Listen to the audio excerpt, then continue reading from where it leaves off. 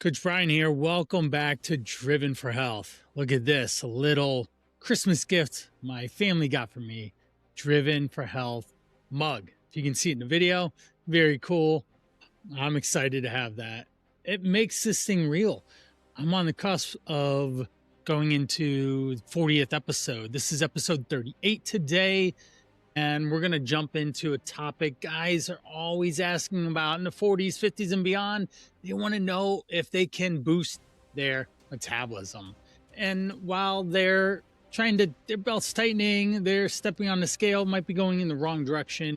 They're trying to figure out why they used to be able to eat all the things that they wanted, pizza nights, go out to the movies, have popcorn, beer with the boys, and just always wake up, no problems. Well, things change as we get older, and it starts sticking around the middle of the tummy. Can you actually speed up your metabolism? If so, by how much? Today, we're going to do a deep dive, like a masterclass in a sense, on metabolism. You're going to walk away with a clear understanding of what metabolism actually is, what truly affects it, what barely moves the needle, what does nothing at all, some of those weird things that you see advertised on internet marketing 101 websites, and what you can control starting today. Whether you're trying to down more water, that's what I have here, green tea, spicy food, saunas, cold plunges, slow dieting methods, all of it. Plus, I'm going to lay on a couple other things. Some important studies on human metabolism in the last 20 years, myths you've been lied to about, some client stories thrown in, a sample of an accurate explanation of TDEE. What does that mean? BMR. We're going to break it down in a different way that you might be able to understand it a little bit better. Analogies that make these things actually click. A hierarchy of what actually boosts metabolic rate, and a practical weekly plan for busy guys to be able to execute on. By the end of this episode, you're going to have a lot. I'll try and keep it as simple as I can. Part one, what is metabolism? What is it really? Why do most men misunderstand it? And before we get into hacks and strategies, we need to talk about what metabolism actually is, because most men misunderstand it from the get-go. Most people do. They think it's this barometer. You can just go to your wall, like your thermostat, and just press the up button. All of a sudden, your metabolism gets turned on. Metabolism is simply the total energy your body burns in a day. That's it. It's a definition, but it's somewhat a little vague too. Let's break it down a little bit more.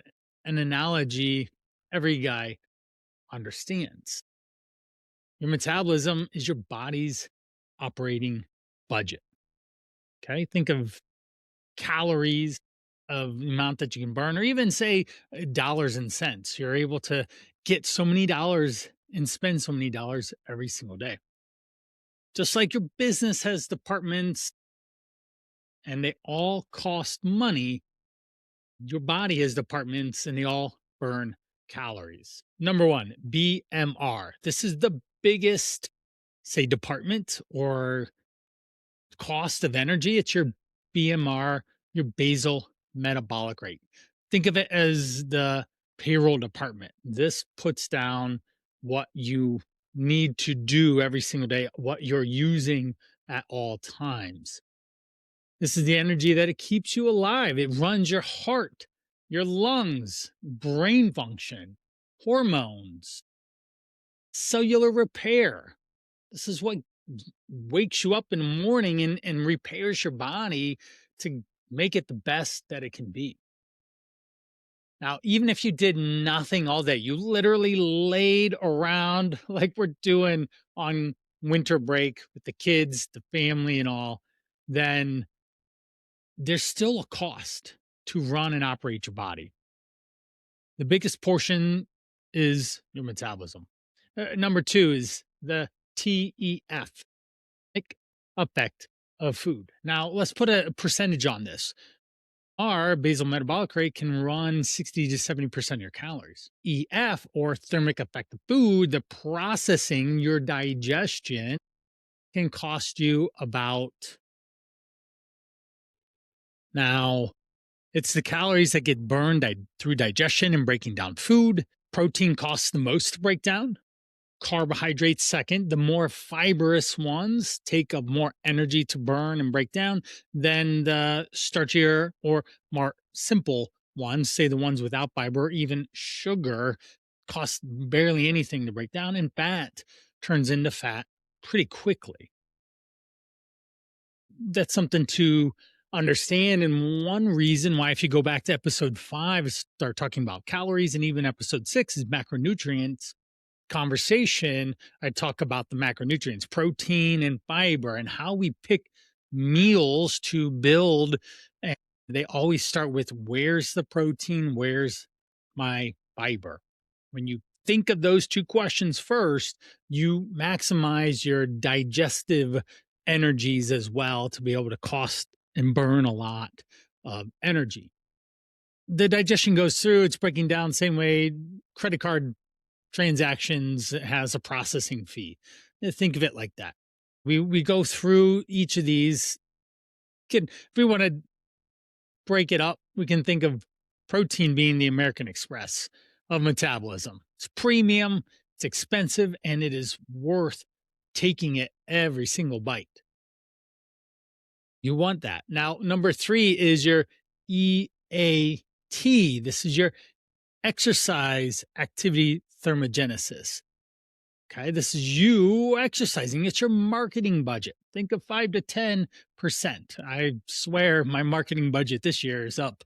Feels like it's a lot higher than 5 to 10% of the earnings and revenue and all, but that is for another day. This is your formal workouts. Think of it as you lifting, running, elliptical, treadmill, walking on incline, rucking, stair climber, rollerblading, kayaking, surfing, things like that. CrossFit, cardio classes, boot camp classes, things of that nature.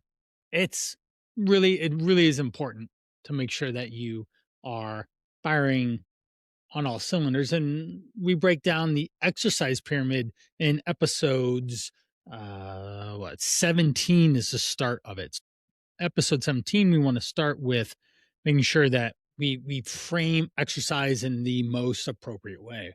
Exercise is important, but it's still gonna burn, maybe, say, most workouts 50 to 500 calories. Unless you're really hauling, you could burn upwards of, say, 600 to 800 calories in an hour. If you're burning more than that, it's probably not strength training or cardio. It's probably just exercise. You're just, say, running or something. Now, number 4 is your NEAT, non-exercise activity thermogenesis. This is your everything else budget. This is you fidgeting. This is me moving around, me taking a sip of water here. I stand all day. I get to burn a lot more calories. Now, I will say my watch, if you can see in the video here, I've got an Amazfit. I'm actually really pleasantly surprised at the quality. I'm 3 years deep, still using the same watch, and it gives me about 25% battery usage a day now, maybe 40, anywhere from 25 to 40, depending on how active I am. This is year 3. Now, at this point, my Fitbit would have crashed and burned on me. It would have used up too much energy. And I don't even know what an Apple Watch would have done on my wrist. I'm a full go Apple guy. I have this. I just actually upgraded to a MacBook Pro 2025 M5 32 gig. And that's what's bringing you this nice steady stream, because I was trying so hard to do live streams of my podcast recordings on my 2019 MacBook Air, and 8 gig RAMs, Poor thing just could not keep up. And I swear, 2 weeks ago, I stood in my barn here for about 2 to 3 hours staring at my computer, wondering when it was going to do anything, and it just didn't. Let's go back to the NEAT, non exercise activity thermogenesis. I think this is the cheat code. This is walking, fidgeting, standing, yard work, taking more stairs, parking farther away, playing with your kids, pacing on phone calls. I've done that so much in my life. Just walk and talk to people. This is Brian. I actually have AirPod Pros. I'd be listening to them and taking notes on my phone when I talk to clients. But man, that is a huge amount of calories that I get to burn every single day without having to think or actually do anything. My calories just add up. I burn a lot of calories this way. There's a study, landmark study in 1999 with James Levin, published in Science, found that NEAT can vary up to 2,000 calories per day between one person to the next. That's a lot. And that is where, say, our ectomorphs, our tall, skinny folks that never can gain weight, they might be at a higher rev. They might fidget more. They might move and wiggle around more. Whereas someone that does not have that type of calorie burn sits and doesn't necessarily move a lot. That could be a very easy way to do that. And your body is driven to do that. This isn't an automatic choice. You can move a lot until you get tired or you subconsciously will slow down. When you're in a calorie deficit, you most certainly will slow down. You purposely have to get out and will yourself to move to burn more calories. The difference between these two people is I can eat anything and stay lean. I think of my tall 6'4" second son Everett, and he's 130 pounds. He is a string bean, just all abs, pretty sure. Then we have the opposite where an endomorph gains weight just looking at pasta. It's not necessarily magic metabolism. You might just have a lot more movement versus a not. Big picture, let's go back. Your metabolism made up of all these departments. We have the payroll department, your basal metabolic rate. Underneath that, we have processing fees like the thermic effect of food and digestion. We have a marketing budget, your exercise activity. We have the miscellaneous expenses of NEAT, non exercise activity thermogenesis. When guys say my metabolism's slow, what they might actually really have issues with is low muscle mass, low day to day activity, poor sleep. They don't actually recover overnight, high stress. Cortisol impacts your metabolism, it impacts your food choices, it impacts a lot of areas of your body. Irregular eating from lack of planning, lack of preparation, lack of skills or knowledge around what's in the food that you're eating.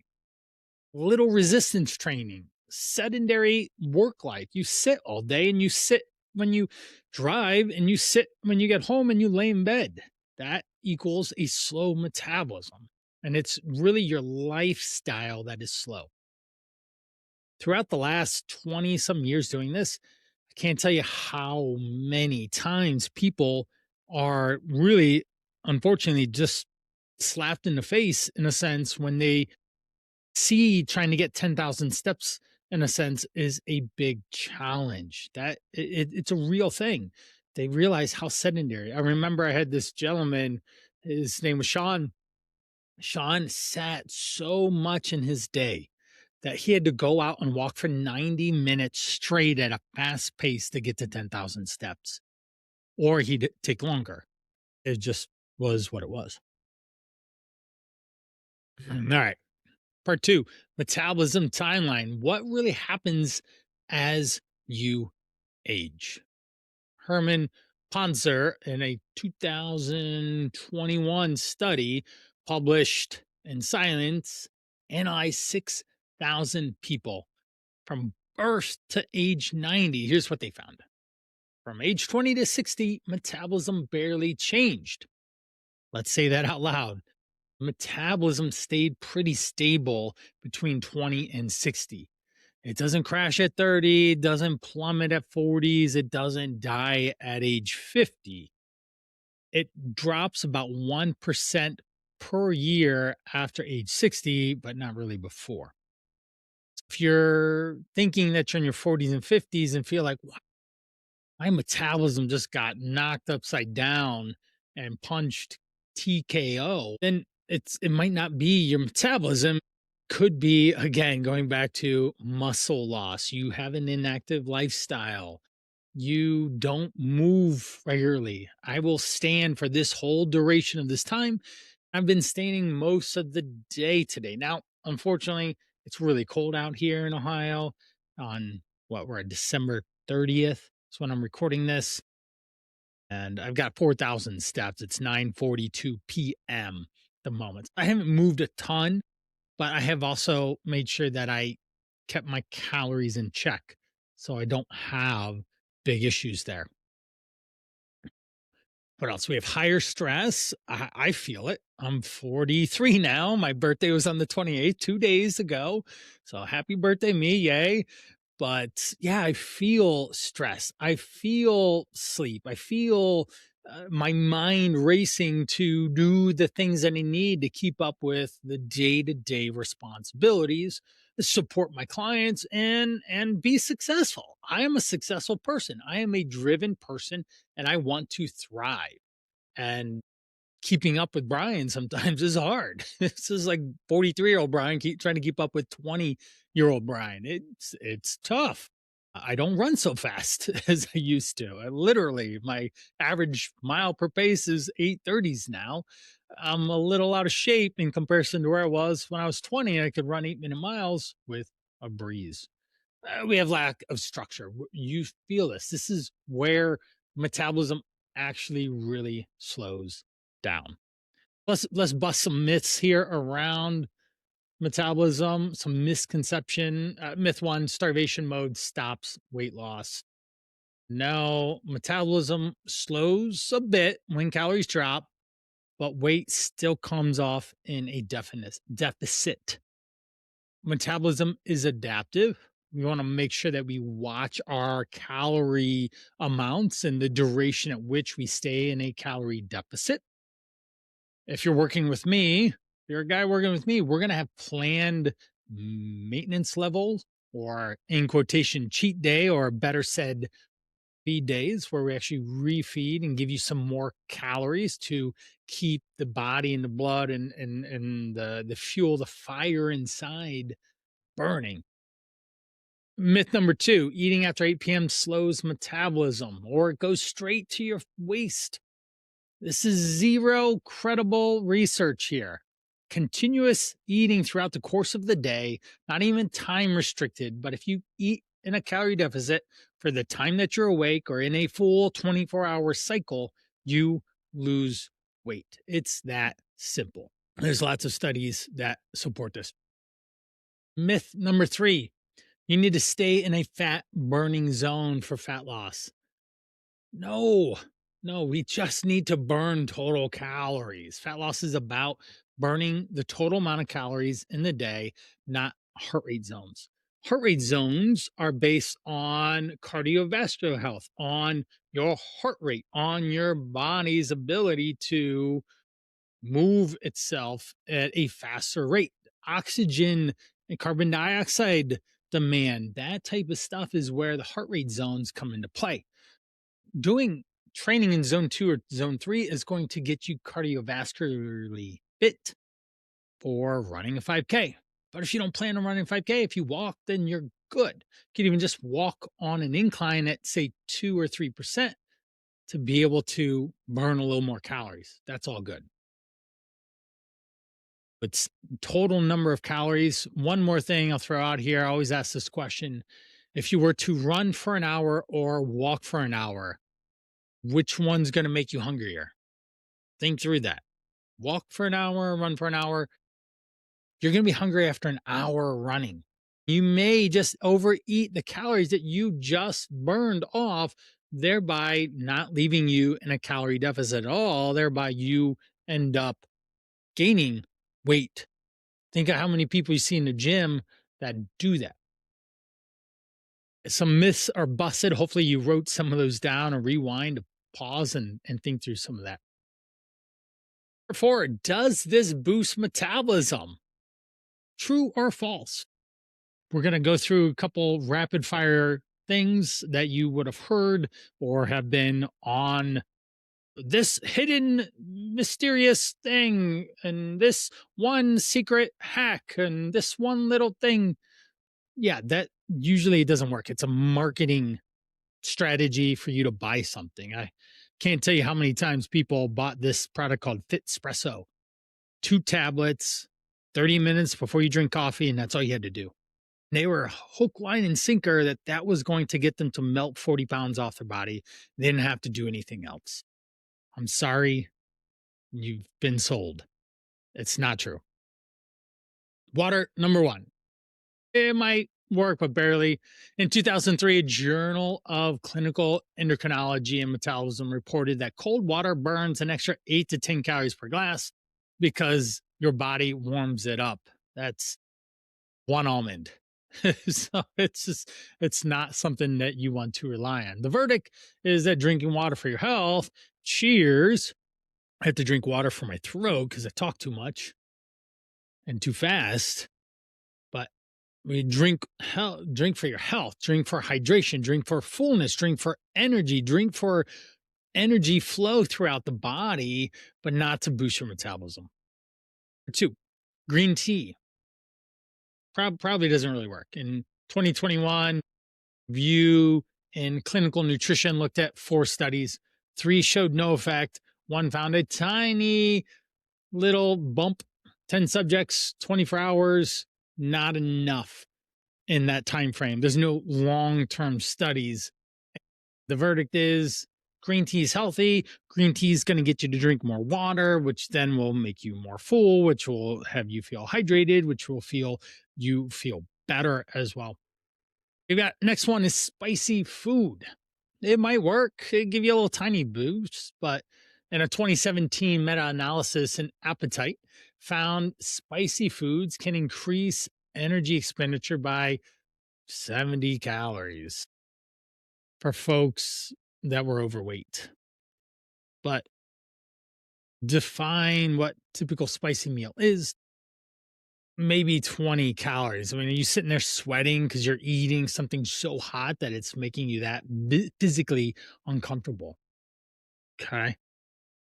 So it might help your appetite suppress it because you can't eat anything because your mouth's so hot, but it's not really going to be the metabolic boost that you're hoping for. Saunas probably doesn't work. 1995 study showed saunas increase calorie burn by 5 calories. You're sweating out water, not fat, and which then means that you have to drink more water once you're done, which then is okay, good. But if you sweat a gallon out, you got to drink a lot of water. I need to refill my water. Actually, I love having water that's seltzered, a little bit of bubbles in there, and then I distill it down. So if you see, if you're looking at a video, I've got a 40-ounce red container here. I fill it with 14 ounces of sparkling water. I fill it with then 26 ounces of regular water, and I'm good to go. I got nice, slightly bubbled seltzer water to keep me hydrated, not necessarily to burn more calories. Next up is cold plunges. Probably doesn't work either here. As much as you're freezing and shivering and burning brown fat and all, a 10-minute ice bath burns maybe 14 extra calories compared to room temperature. So they're great for mental clarity, focus. Definitely, I enjoyed taking cold baths, ice baths in my college years and beyond in my early 20s to recover my body and just ice my legs. And I would get into my chest and it felt great. I would always feel better coming out of there. Now at 43, I have a hot tub. I just sit in there before and after and I stretch, and that does the trick for me. Here's one that actually does work. Are you ready? It's building muscle. My biceps today, they're a little sore because I was in here in the barn lifting yesterday. Mm, Curls, doing pull ups, doing squats.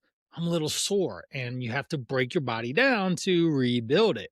This is the most beneficial, powerful strategy that we have. Muscle is metabolically active and it requires energy for you to burn and stay on board your body. At rest, 1 pound of fat burns 2 calories. 1 pound of muscle, so that's a fat, 1 pound of muscle burns six. It's not huge per pound, but if you have a lot of muscle on your body, then we could actually be raising your metabolic rate upwards of 200 plus calories. Now, more muscle in your body improves insulin sensitivity, hormonal environment in your body, likeliness that your testosterone is high, your insulin sensitivity is there, your body's receptive to managing all the hormones that it has to. Your calorie tolerance, you can actually eat more without gaining weight. Easier fat loss because you can just at rest burn more calories. Better appetite regulation, you can manage your calories a lot better throughout the day. You have more total movement in your day as well because you are active. And this is where real transformation happens for men. And this is where two stories come into play. I'm going to share one of Curtis. This guy, 53 at the time, successful. He'd done some muscle building back in the day, but he'd also gained weight. He's got to about 225. And he was wondering if his metabolism was even alive anymore. Well, it was. It just, he also ate a whole bag of Fritos with that canned cheese stuff that would sit on the side of the aisles with the chips. Yeah, that stuff, that goo. Now he would eat that stuff, and his steps were about 5,000 a day. His activities about 4 days in a week, working out in the gym. When he came on board, I gave him a simple plan. One, I knew this guy could eat a lot of food. I had to keep him full on less calories. We purposely, strategically placed a whole plate of vegetables, literally a pepper, a cucumber, and a tomato all at one time in the middle of his day to help curb his appetite. It worked. This guy, he would strength train still. He had a personal trainer, and we upped his walking about another 3,000 steps a day. We had a simple protein goal for him. He liked eating protein. We'd eat about 200 grams a day. This guy went from 225 to 192. And I swear this guy looked like he was gonna try out for men's health male model 50 and above on the cover magazine because he was chiseled. If you look on my website, thecalltorise.com, you'll actually see him there. It was quite the transformation. His metabolism didn't necessarily magically speed up, but we were able to reboost his engine in a sense and get it firing on all cylinders. He was able to drop what that 225 to 192. So it's 25, what, almost 35 pounds or so. Now, Jay's the other one. Jay came on at the same time. He's about 50 and he started out 207. We got down to 172. This guy absolutely loved protein as well. We'd keep his above 200 because I couldn't even get the guy to eat anything else, but he just loved it, which was fine. We do cover protein back in episode 6 on what your daily needs are. So you can listen in on that on your macro needs. But with Jay, he also didn't move a lot. He loved working out in the gym too, but a lot of stress. There's a lot of travel, lack of consistency around some of his meal times. And we were able to get him dialed in. Curtis could eat 2,500 calories to 2,300 calories and lose fat. And they had to eat more like 18 to 1,700 calories because of one, the body size, but also the muscle mass comparison. This is where we can change based on your body. If you have a system, a process, a coach to help guide you through this, then this is the magic that I do with guys all the time in the Call to Rise program, the 100-day fat loss challenge. Now we're moving on. So we went over muscle building. How about reverse dieting? It can work, but it's not necessarily magic. We have another Trexler 2014 on reverse dieting becoming trendy, but it shows that there isn't necessarily an increase in the calories, and you don't necessarily need to increase them slowly, and you can jump to maintenance immediately. Now, for me, I prefer to do more of a slow ramp up instead of just a jump too, because the people I've been working with are working hard on losing fat and they don't want to see the scale jump 2 or 3 pounds in a sense because they just jump. Now, is it actually body fat? No, it's not. It's extra carbohydrates, muscle glycogen, water stored in the body because of the extra calories that they're eating, the extra carbohydrates. Now, again, you only need so many grams of protein, and the extra calories then come from carbs and or fat in the reverse process. Now, I have seen some guys, literally, I had this one gentleman go from 2,000 calories when I met him. His name was John. John was about 54, 55 years old, years young, right? He had tracked, he wanted abs. He was 6 foot and 160. So it was not that heavy, but he had belly fat. I said, John, we could do this 2 ways. We can cut calories out, but he already walked a lot and he worked out regularly and he was tracking his calories. I could have cut his calories down. He would have gotten abs, but he wanted to do it the right way. So we reverse dieted. We did 4 months. So 16 weeks of adding calories back in. I got this guy to eat 2,000 calories all the way up to 3,600 calories a day. Now, when we got about 4 months in, he said, hey, the scale just hit 160. I said, awesome, John. How about we just, for the next 3 days, skip a meal? He said, really? I get to skip a meal? I don't have to eat so many calories? Well, he was able to do that in 3 days, just skipping one meal. That was an average of, say, 700-ish calories, something like that, 800 calories for one meal. So that would be about, 2,400 calories. He dropped 2.5 pounds, which then set him right back down to 157, and his starting weight was 155.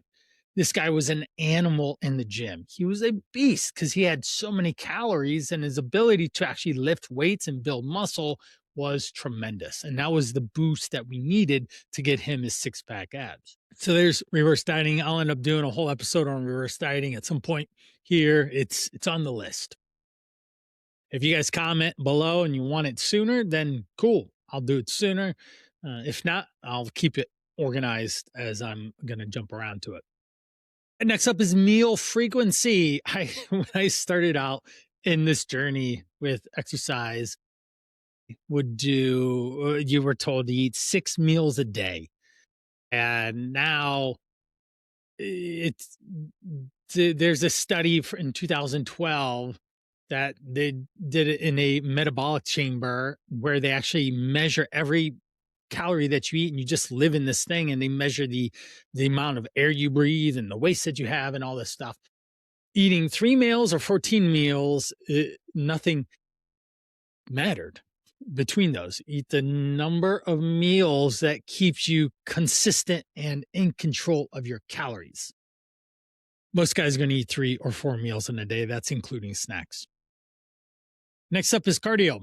It sure works, but we burn calorie now when we do it and not across time, whereas muscle we burn calories across time as we go. All right. So we want to make sure that we can utilize cardio to facilitate a calorie deficit, and that can help us eat a little bit more calories while we're trying to burn, which is good because most people will agree to move more while eating a little bit more rather than moving less and eating less. And plus, I would much rather you move more and eat a little bit more to burn fat off, not just to try to lose fat. All right. Next up is weighted vest. You might work, but it also isn't necessarily, there's more weight on your body, and that can control the amount of calories that you burn while you're working out. But it doesn't necessarily mean that you're going to burn exponentially more as you go. Okay. So that's important to know and understand there. Moving on. Hopefully that was enlightening there. So, what actually moves the needle? Section 6 here. Highest impact to lowest impact. Let's go through this. Building muscle is number one. Increasing your NEAT, your non exercise activity thermogenesis. That's why I'm a fanatic about doing at least 10K steps a day. I actually have a million step challenge. If you want to join it, it is 100 days, 10K steps a day. And you do it with a bunch of guys to help keep you accountable and consistent and watch how your body changes. It's the million step challenge. If you're interested in joining that, then let me know. You could just email me, Brian at brianpiranha.com, or comment below and I can reach out to you, or hit me up on the Insta at Coach Brian Piranha, and I can get you into that challenge. 100 days, 10K steps. It sounds easy. It is easy, but you end up doing a million steps if you commit to that. And the outcomes and changes happen are tremendous. All right. Number 3 is slow, sustainable dieting, right? Just eating in a calorie deficit over a long time. We're losing 1, 2, possibly 3 pounds a day.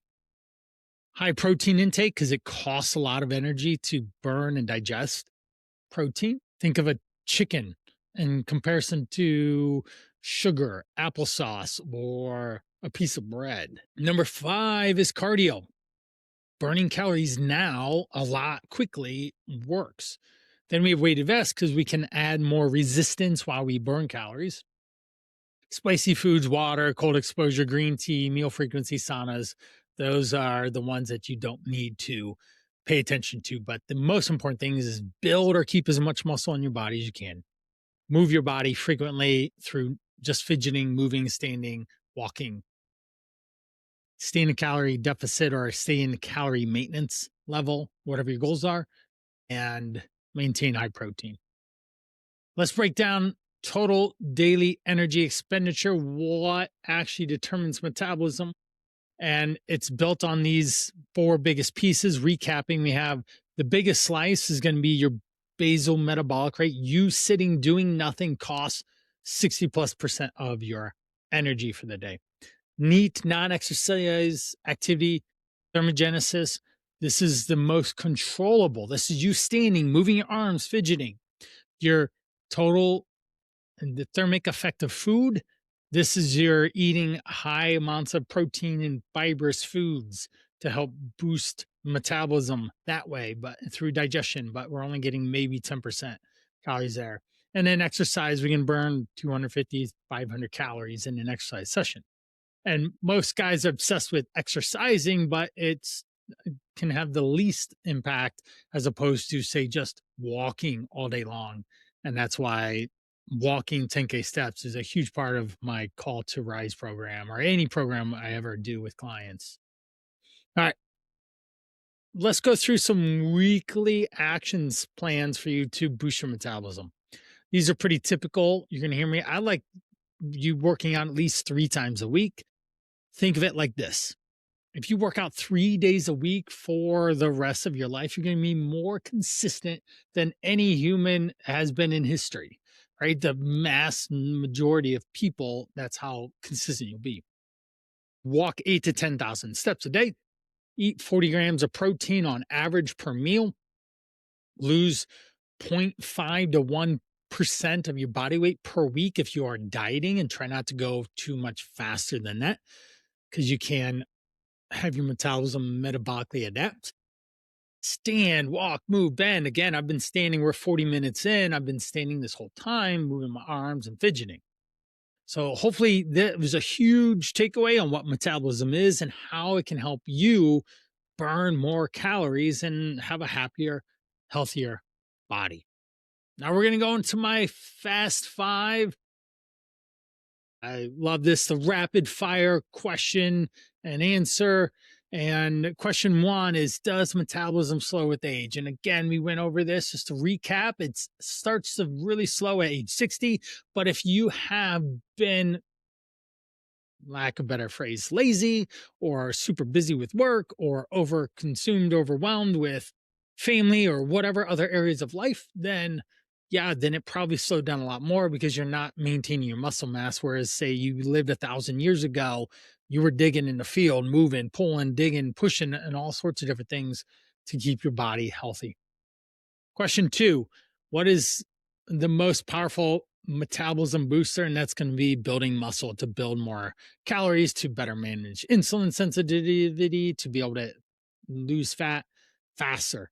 Number three, do metabolism boosters, fat boosters actually work? No, no, they don't. That I don't think it was on the list, and it should have been on the list. And that's why I'm throwing it in right now. It does not matter. Okay. Those things don't work. You're wasting your money on it. Okay. Number four, what matters more long term, cardio or neat? Well, neat by a mile. You can only do cardio for so long in the day before you get tired and you need to stop. But you can walk at various times throughout the day and you can burn 2,000 calories a day if you're moving a lot, which could be helpful. Number five, what is the best thing for a man to do today? Strength train, get your sleep, walk more. And if you're not organized enough to be able to hold yourself accountable to those simple things, find someone to help you, either a workout buddy or yours truly, and that will help you quite a bit.